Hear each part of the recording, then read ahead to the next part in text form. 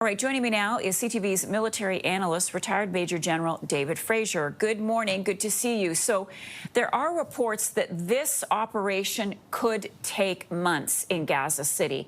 What will we see in the initial stage of this offensive, and what is Israel hoping to accomplish that it hasn't already?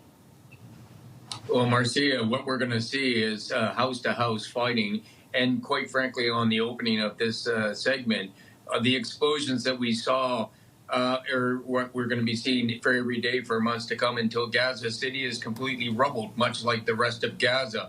So this is going to be a very long, methodical, drawn-out process. It's going to take a lot of resources, a lot of soldiers, and it's going to leave Gazans without anywhere to live.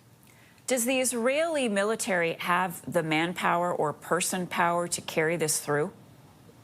Well, they've been fighting now for years, and they're getting tired. And the fact that they've called up 60,000 reservists to come here just tells you just how stressed the Israeli Defense Force is.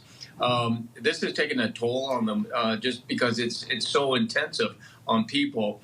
But the Prime Minister is determined. So notwithstanding the impact on people, the Israeli policy is they're going to carry on doing this until Gaza is, as the picture's shown here, nothing but rubble. Yeah, and the chief of the IDF told the government that soldiers were suffering burnout. So what will be the impact of those on the ground? Where will all of those people now go? Well, Marcia, that's the biggest question that everybody in the world's asking, because they were pushed down to the south initially in this war. They moved back up north after the fighting went down south, and now they're being pushed around. There's nowhere for them to go. They're going to live in tents or in the open for the foreseeable future. And probably the policy is designed to get them out of the country to be displaced somewhere else. But there's nowhere else for these people to go. What does this mean for the hostages, the remaining ones who are still alive almost 2 years into captivity? Morale-wise, they must be just destroyed.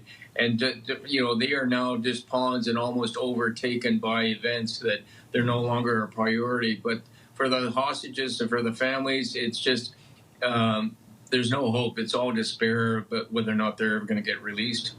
Retired Major General David Fraser. He is our military analyst at CTV. Thank you so much.